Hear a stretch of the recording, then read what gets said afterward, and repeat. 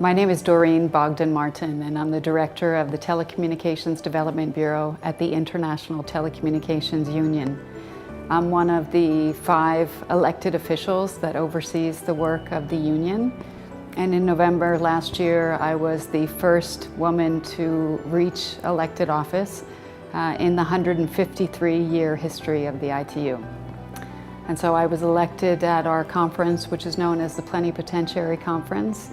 And I was elected by secret ballot on the first round, which is something I'm very proud of. I've been working in the ICT field in the telecommunications industry for almost 30 years. I started my career actually as an intern in the US government when I was pursuing my master's degree studies in American University. So I was studying international communications, and I got an internship working in the National Telecommunications and Information Administration.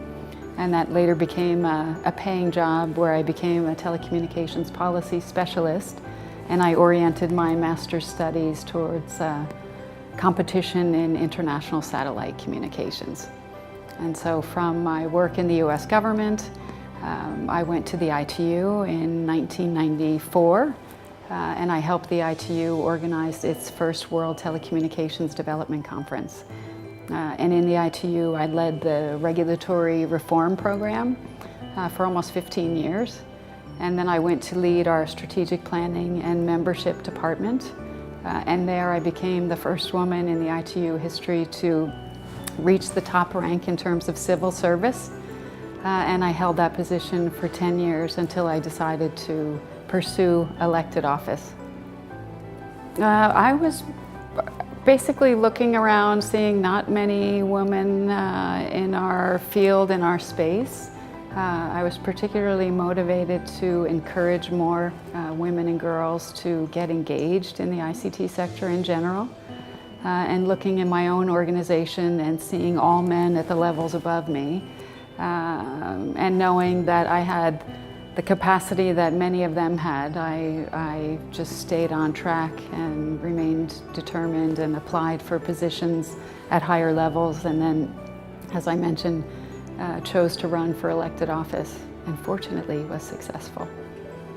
Well, the ICT industry is very male-dominated, and I think we need to recognize that, but we all need to play our part. And I don't think it should scare us that it's male-dominated.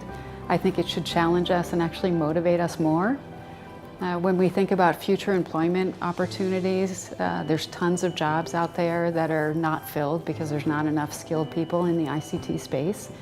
So it represents a career opportunity. And it's also an incredible place to work when you think about the impact that technology can have on people's lives. I think that's the part that really drives me the most, because technology can help people in all ways, from healthcare to education, agriculture, and much more.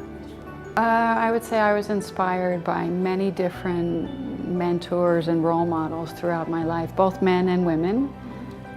Probably my biggest inspiration was my father.